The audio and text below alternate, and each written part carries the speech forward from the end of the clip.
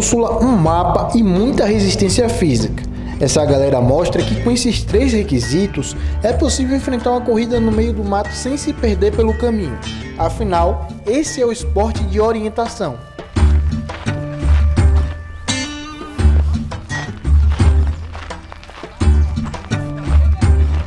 Essa é a equipe Calangos do Sertão, time aqui de Feira de Santana.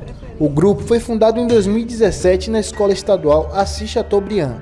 Afinal, orientação e educação tem tudo a ver. Trabalha com escala, trabalha com física, com matemática, com inglês, com geografia, tudo que você imaginar. Então, quem navega não pode só correr. Correr, você corre. Mas se você não souber ler esse mapa, entender a bússola, você não consegue. Com as provas disputadas ao ar livre, o objetivo do esporte é passar pelos pontos de controle no menor tempo possível, o que exige tomadas rápidas de decisão e uma boa leitura do mapa.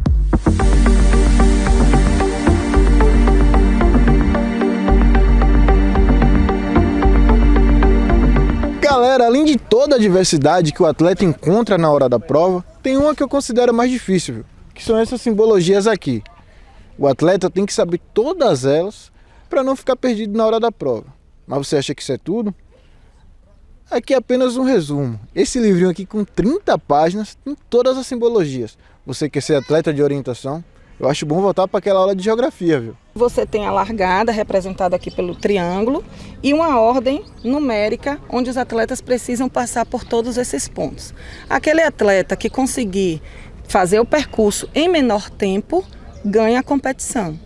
E aqui nós temos no mapa uma legenda que a gente chama de sinalética, que a gente também leva ela aqui no braço para facilitar na hora do deslocamento, você não precisa toda hora abrir o mapa, onde ela vem a ordem aqui dos pontos na sequência que você tem que passar, o controle, que é a numeração do ponto de controle que a gente vai encontrar.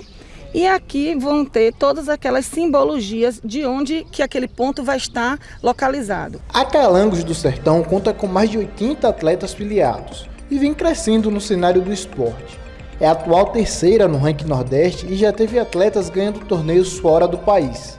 No Sul-Americano, eu fui consagrada campeã na sprint na categoria D45. E nós temos atletas dentro do Calangos do Sertão que foi representando a seleção brasileira para a Estônia, que é a nossa atleta Lana. Nós tivemos Giovana e Guilherme, que foram para o Mundial na Dinamarca. E agora, mais recentemente, a gente teve uma equipe grande, que nós fomos disputar o Sul-Americano no Paraguai e ali também na cidade de Foz do Iguaçu. Atletas que disputaram agora, recente, na França, nos Jogos Escolares, a nossa aluna Ana Beatriz. Agora essa turma se prepara para disputar o Campeonato Brasileiro, que acontece entre os dias 20 e 23 de abril, no Rio de Janeiro. Nós estamos levando cerca de 21 atletas das mais variadas categorias. Nós temos atletas desde o iniciante até as categorias de elite. E vamos tentar trazer um bom resultado para o nosso estado.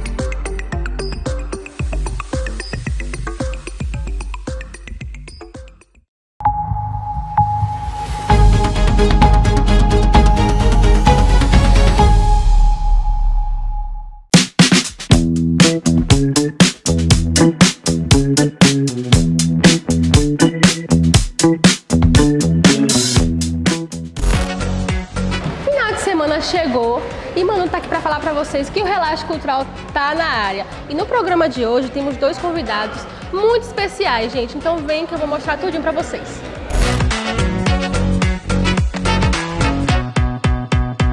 Ela começou sua carreira no teatro infantil, tá? E na música começou ainda na adolescência. Participou de coral gospel e começou a cantar no trio elétrico Brilhaê. Tá? E aí foi revelações muito micaretas, carnavais no interior da Bahia. É cantora, produtora cultural muito famosa aqui na cidade, viu? Eu tô falando dessa mulher maravilhosa, Márcia Porto. É uma honra estar conversando com você. Manu, que delícia estar aqui com você. Ó, você já tomou parte da vida toda aí, né? Vai contar meus segredos todos? Eu quero contar tudo. Conta! Eu quero que você comece, né? Falando um pouco da sua história. Com quantos aninhos você começou a cantar e como a música, né? Cara, a música me pegou de jeito logo cedinho, né? A minha mãe, ela sempre conta que quando ela ficou grávida, que descobriu que era uma menina, ela cantava todos os dias, alisando a barriga. Agora imagina, Ângela Maria, Marinês, olha o que ela cantava, já o berço, né, da cultura da época. E aí, eu sempre brinco com ela. Então, quando o médico deu aquela palmadinha, eu cantei, ela fala, você nem chorou, você sorriu. Eu falei, puxa saco da filha. Enfim, eu nasci já com essa essência de ouvir música, de meu pai, que acompanhava era o Luiz Gonzaga, Marinês Sua Gente, Jacques do Pandeiro. Meu pai vivia ouvindo isso e cantando dentro de casa. E minha mãe as músicas da época, né? Minha mãe costurava cantando. Então a música ela já veio como uma coisa comum do dia a dia da gente, fazendo parte do nosso lar, né? Da nossa construção educativa. E aí, quando a gente veio embora para a Bahia, o que é que acontece? O meu tio, que era o irmão mais novo dela, tinha uma banda, que era famosa na época, né? E aí, como a gente não tinha casa ainda, eu ficava ouvindo os ensaios na casa da minha avó. Aí depois que minha mãe comprou a casa, ele pediu emprestado a casa e ensaiava na casa da minha mãe até a gente se estruturar. Aí eu ficava encantada. Pequenininha, eu ficava encantada com a música, com os aparelhos, com eles cantando. E eu disse à minha mãe, eu quero ser cantora. Só que ela não levava a sério na época. Não, tem que ser doutora, tem que estudar. Sempre, né? Sempre. Mas eu cresci dentro desse meio e isso foi muito inspirador. Não só inspirador para eu decidir ser um artista, mas inspirador para eu criar uma maneira colorida de ver a vida. Uma maneira leve de ver a vida, né? De pensar não só como cidadã, como com aquele sentimento de pertencimento das coisas. Porque a música traz para a gente, nas suas letras lindas, poéticas, né? Esse sentimento de pertencimento à vida. E aí começou esse despertar, essa paixão. Toda essa gente irradia magia, presente na água doce, presente na água salgada, e toda a cidade brilha.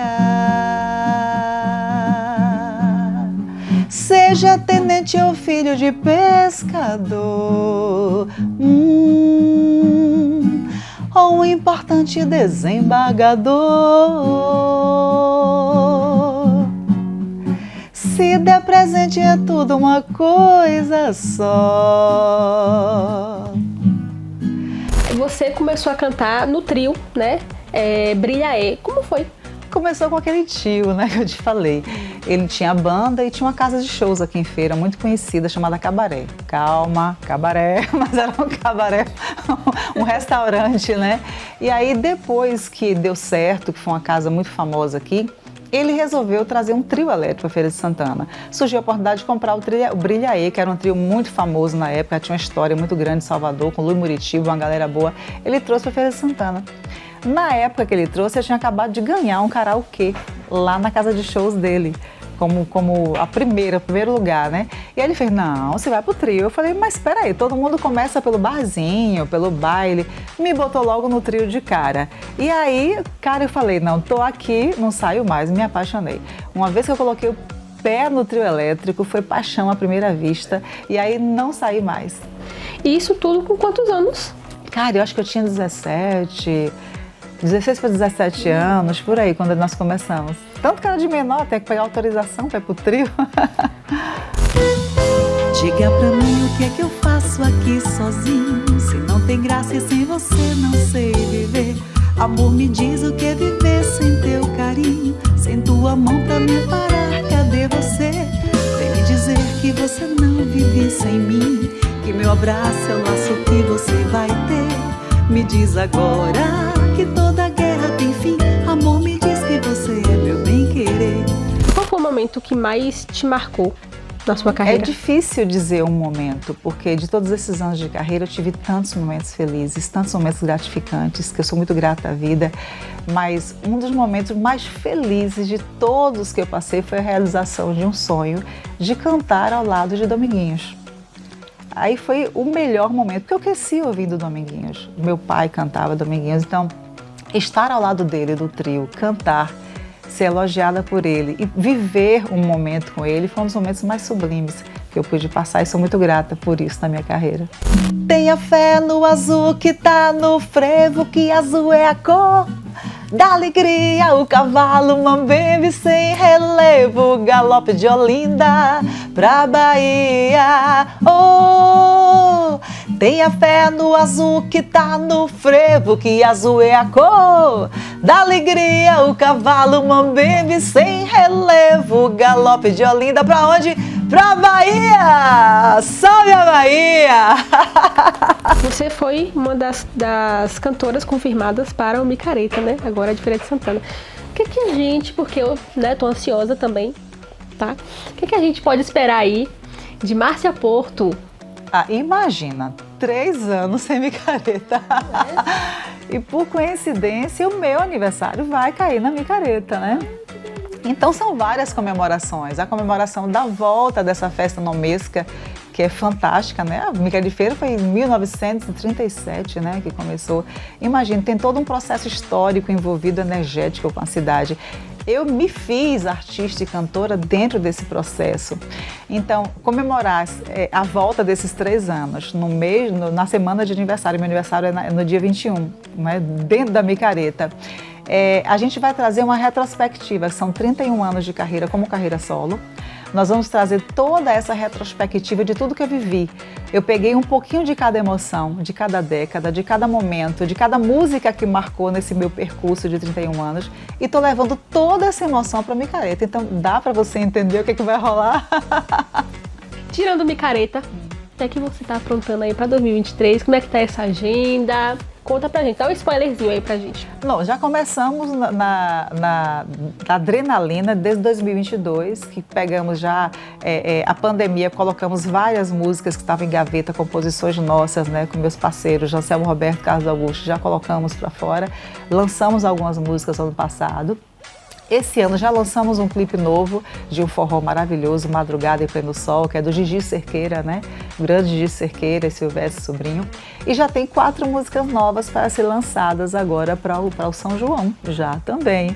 4 músicas novas maravilhosas e mais um clipe, né? Já estamos preparando aí para lançar logo depois do Micareta. Então a galera pode esperar realmente muita produção, porque estamos com sede de música, de produção, de projetos. Vem aí ensaio de São João também, logo após o Micareta. Então a galera pode esperar que trabalho vai ter demais e novidade também. Sinto esse sabor, ó. Sinto esse sabor. Fique leve, de corpo e alma voa lá, escorregue, sem se perder, encontre-se, não se apegue, é assim que a vida vai acontecer. Fique leve, de corpo e alma voa lá, escorregue, sem se perder, encontre-se, não se apegue, é assim que a vida vai acontecer. Onde é que a gente pode encontrar a Márcia Porto? Quais são suas redes sociais? Instagram, YouTube? Quero saber tudo. Maravilha. Instagram, Márcia Porto Oficial. Facebook também, Márcia Porto Oficial. E no YouTube, nós temos um canal no YouTube que você pode encontrar lá a metade, né, de tudo que a gente já fez. Márcia Porto Oficial no YouTube. Temos também um trabalho de podcast no programa Viva Voz Web, que é outra face de Márcia Porto, com uma turma maravilhosa juntos que fazemos. E nas plataformas, gente, todas as plataformas musicais, você também pode encontrar o nosso trabalho lá. E estamos no rádio também, né? Também sou radialista, começamos um programa agora, depois de 8 anos na rádio, um programa na Band FM. Você pode encontrar a gente também lá. Olha só, segue a gente também nas nossas redes sociais, @TV Feira, tá? No Instagram e no YouTube também, TV Feira, e no canal 2.1, viu, gatinhos? A gente vai ficando por aqui. Eu não vou me cansar de dizer nunca que eu tô muito honrada em ter batido esse papo com você e saber a sua história. Muito obrigada por ter dividido a sua história com a gente. Eu que agradeço e quero dizer que é uma honra para a gente poder ter a nossa TV, não é? Uma TV tão importante que traz não só a diversidade de assuntos, como a cultura e a valorização do que é nosso. Porque eu digo, gente, eu sou baísta e a gente tem que ser primeiro nosso, segundo nosso e depois terceiro dos outros, né? Precisamos construir a nossa identidade. Isso começa em mim, em você que está aí ouvindo, valorizando o seu artista, a sua cidade, a sua cultura e aproveitando, corre lá nas plataformas para conhecer as nossas músicas, né? Também vai lá, segue a gente. Pois é, no Spotify, vocês estão no Spotify? Estamos, todas as plataformas musicais. Spotify, Deezer, verdade, gente, eu vi Márcia Porto. Um dia você me acha. Então, ó, beijo, bom final de semana pra vocês. Eu vou continuar aqui com essa mulher maravilhosa. E ó, tchauzinho, viu, gente? Beijos, beijos. Beijo, gente. de corpo e alma voa lá, escorregue, sem se perder, encontre-se, não se apegue, é assim que a vida vai acontecer. Fique leve, de corpo e alma voa lá, escorregue, sem se perder, encontre-se, não se apegue, é assim que a vida vai acontecer. Olha só, gente, fica aí que a gente vai para um rápido intervalo, mas é rapidinho mesmo, viu? E na volta vocês vão conhecer um convidado especial. Fica aí.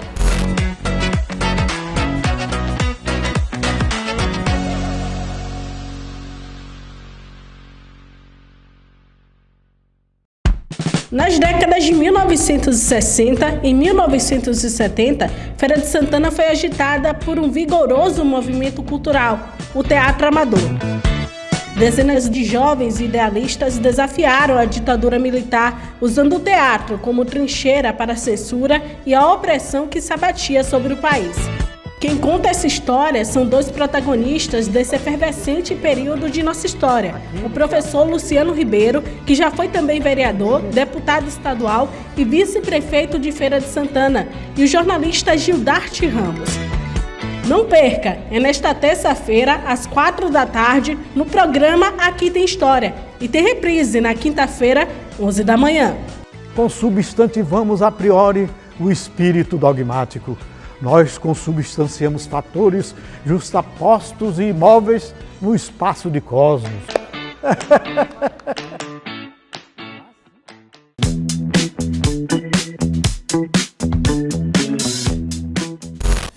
Você não devia ter. O que é que você me prometeu, ah? Queríamos ficar juntos para sempre. Naturalmente, a gente já não se compreendia. Como um casal desunido. Mas você não devia ter. E estamos de volta agora aqui, nesse espaço maravilhoso, com essa pessoa maravilhosa que eu tava com saudade, Lion.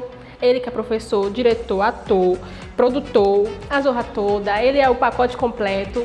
E eu quero saber uma coisinha de você, Lion. Como você começou? Como você chegou aos palcos? Então, como eu comecei na minha carreira de ator? É engraçado porque antes de ser ator, eu já estava em uma arte irmã, que foi a dança. Eu comecei ainda na escola, no colégio, com dança, aulas de dança, né? Um coreógrafo que ele ia lá aos dias de sábado. Naquela época não tinha sábado letivo, né? Então, aos sábados a escola cedia o espaço. E aí ele começou a oferecer aulas de dança. E aí, com o tempo, os alunos que se destacavam, ele fez o convite para que a gente criasse um grupo profissional. E aí seguimos anos participando de festivais, dançando em vários lugares, vários eventos, até que um dia ele recebeu uma proposta de trabalho, teve que se mudar de feira, e aí eu fui procurar outro lugar para continuar as aulas de dança. E aí foi quando eu conheci o Centro de Cultura Maestro Miro, e aí lá tinha aulas de diversas atividades artísticas. E como poderia fazer mais de uma na semana, aí minha mãe teve a ideia, né? Olha, o dia de teatro não choca com a dança, quer fazer os dois? E aí pronto, não sabia, né? Falei, bora lá, bora fazer pra ver se gosto. O resultado é isso, tô aqui hoje, ó. Caraca, e a ideia de você entrar no teatro foi da sua mãe. É. Pô, que massa. E o engraçado é que anos depois, ela, por tanto me acompanhar, veio a fazer teatro e hoje em dia também é atriz. Geralmente, né, os pais atores levam os filhos pra fazer teatro, no nosso caso foi o contrário. O filho ator levou a mãe pra fazer teatro. Fingir também no palco. Se fingimos todos diariamente, se a própria vida é um fingimento da natureza. Sobre a dança, que você disse que começou com a dança, você foi convidado a participar ou você já era interessado e se interessou logo e entrou? Então, com relação à dança, né, foi duas faces da mesma moeda.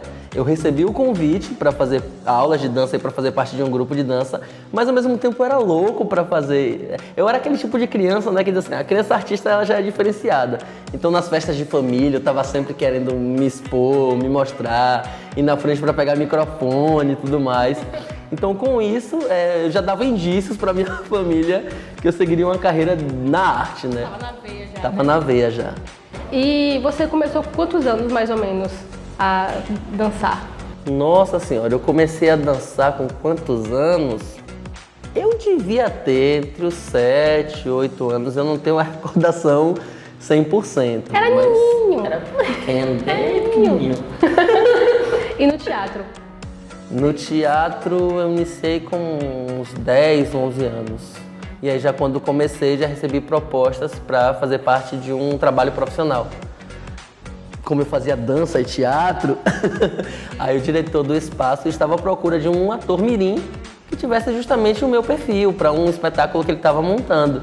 E aí, menino dança, menino atua, tô precisando de um menino, é ele. Num dia comum, irritantemente comum de uma cidade comum, onde nada de importante acontece a não ser o diálogo estúpido de dois homens que não sabem o que fazer de suas vidas, um rinoceronte enche de poeira uma rua e causa espanto. Como foi? Qual foi a sensação de pisar nos palcos pela primeira vez, nervosismo? Conta um pouco pra gente. Minha primeira apresentação como ator foi um misto de muito medo por estar em uma situação diferente, mas ao mesmo tempo um pouquinho de confiança, porque eu já estava familiarizado com os palcos graças à dança. Mas assim, a voz estava aqui, o vozeirão de hoje em dia que projeta, que às vezes as pessoas dizem, fala mais baixo. Naquela época era assim, aí falando bem baixinho, tímido, né? O corpo branco ali por estar ali no palco pela primeira vez atuando, mas maravilhoso, né? A sensação incrível, é pelo que a gente espera todos os dias. O primeiro dia de aula, né? A primeira vez que eu tive o contato com o teatro foi o bisoninho do teatro picou, né? Paixão à primeira vista. Como diria Fernanda Montenegro, quando você pensar em fazer teatro, desista. Vá fazer qualquer outra coisa, vá ser de outra profissão. E aí se você perceber que você adoece, que você não consegue viver sem isso, aí você volta. Foi essa sensação que eu tive quando eu tive a minha primeira aula de teatro, que eu estava no lugar onde eu estava destinado a estar. Um rinoceronte! Todos seguem com o olhar o trajeto da fera. Ele vai desabalado, raspando as vitrines. O merceeiro, atendendo ao chamado da garçonete, coloca sua cabeça por entre a porta. Onde? A garçonete pondo as mãos nos quadris. Caramba! E agora, como surgiu Lion Professor?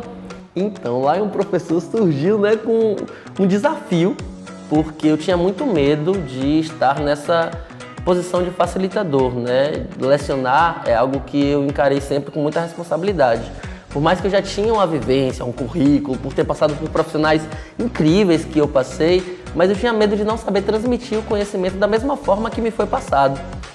Então, de repente, um dia, né, eu já recebia vários convites, venha dar aula, venha dar aula, venha dar aula. E eu, não sou bom o suficiente para isso, não. Até que um dia, Giovanni Mascarenhas, né, meu atual diretor, inclusive, eu já tomava aula com ele, inclusive, aí ele falou, olha lá, eu tô precisando de um monitor, porque eu dou aula às terças e quintas, e algumas quintas no ano, pouquíssimas, mas algumas, eu não vou poder estar com a turma.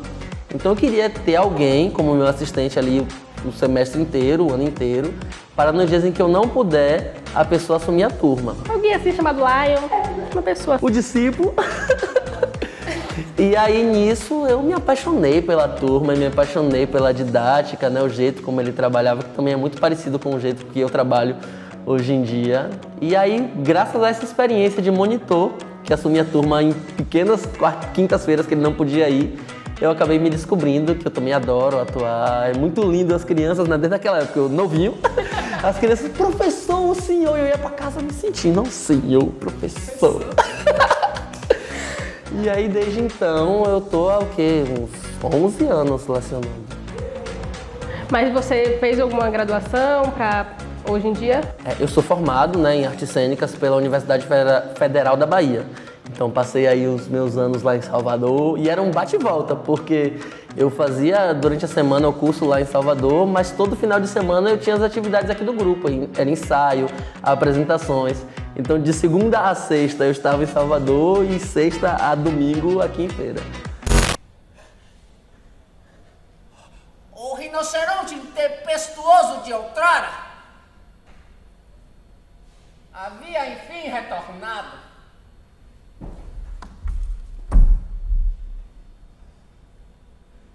E isso não parecia mais tão absurdo e inadmissível para as pessoas. debatiam se era unicórnio ou bicórnio. Unicórnio é quando só tem um chifre, no caso. E em função disso pode-se especular a sua origem, entre outras coisas. Mas seja qual for sua origem, o fato é que com sua violência ele esmagou... Qual foi o momento assim mais marcante para você? É até difícil. Mas aí eu considero marcos assim, os primeiros, né? Eu considero um marco quando eu cheguei em Salvador. Então meu primeiro espetáculo em Salvador foi um marco para mim. Porque para mim era tudo muito diferente, o jeito de fazer, a forma como as pessoas encaravam foi diferente. Minha primeira nudez em cena foi extremamente diferente. É um desafio, né, para qualquer ator, ficar pelado, oh meu Deus. A dificuldade, será que eu vou conseguir? Será que eu não vou conseguir? Meu primeiro personagem feminino, né, a Marinalva, nossa senhora, eu não queria aceitar o papel. Só aceitei porque o diretor era muito meu amigo, ele precisava muito disso. Mas também me apaixonei pelo personagem. Hoje em dia eu não me vejo não fazendo a Marinalva. Ei, Ney, tudo bom? Toda assim e tal. E pra mim o meu marco mais recente foi o meu primeiro monólogo, o texto Os Rinocerontes, que é um texto meu, né? Eu escrevi inspirado na obra de Ionesco. Fiz a continuação direta do texto de Ionesco e a direção de Giovanni Mascarenhas. Então pra mim até o olho brilha, né, em falar dessa obra que era um sonho pra mim. Eu venho há mais de 10 anos namorando a ideia de interpretar esse personagem e aí saiu do forno agora em 2022, ano passado. E aí é isso, quero ganhar o mundo agora com esse trabalho. E sobre os seus personagens de Lion como ator, qual foi assim o que mais você gostou de fazer, o que mais te marcou? Não tem como eu escolher um preferido. Não tem como dizer assim, esse é o que eu mais gosto. Tem uns que são mais difíceis, como por exemplo o Berenguer. É extremamente difícil. Eu acabo a sessão assim, vertendo suor, pingado assim. Eu digo, gente, ensaiar esse espetáculo é mais desgastante do que ir pra academia e malhar 2 horas seguidas. Porque cobra muito de mim fisicamente. Mas um preferido eu não tenho como escolher. Todos são preferidos. Todos são preferidos.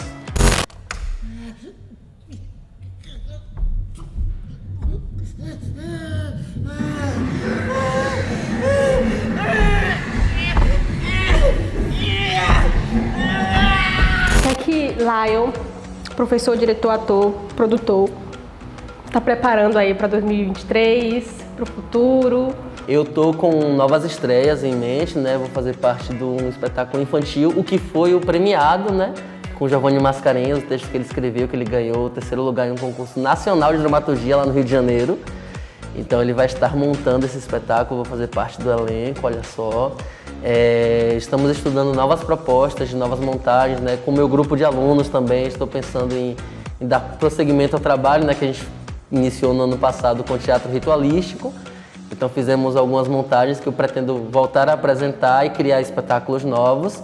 E pretendo levar os espetáculos do meu repertório aí para viajar, para levar para Salvador, né, os trabalhos que a gente desenvolve aqui, rodar a Bahia, rodar o Brasil, rodar o mundo. E é isso aí. E onde é que a gente pode encontrar Lion? Quais são as suas redes sociais? Estou no Instagram, no Facebook, no TikTok, no Kawaii. Todas como Lion Guimarães. L-I-O-N Guimarães. Porque é engraçado. Eu tinha muito medo de não conseguir tirar meu registro profissional de ator, porque no meu material eu tenho um Lion escrito de todas as formas possíveis. E eu ficava, meu Deus, quando eu for na SATED para levar minha documentação, eles vão dizer, não é a mesma pessoa. Um é Lion com I, o outro é com Y, o outro é com A. Mas aí deu tudo certo, né? E é isso. E ó, segue a gente também na TV Feira, @TVFeira, no nosso Instagram, no YouTube também. E a gente já ficando por aqui. Mas ó, próxima semana a gente tá de volta, viu? Então fica comigo, vem com o Manu. Então, beijo e bom final de semana pra vocês.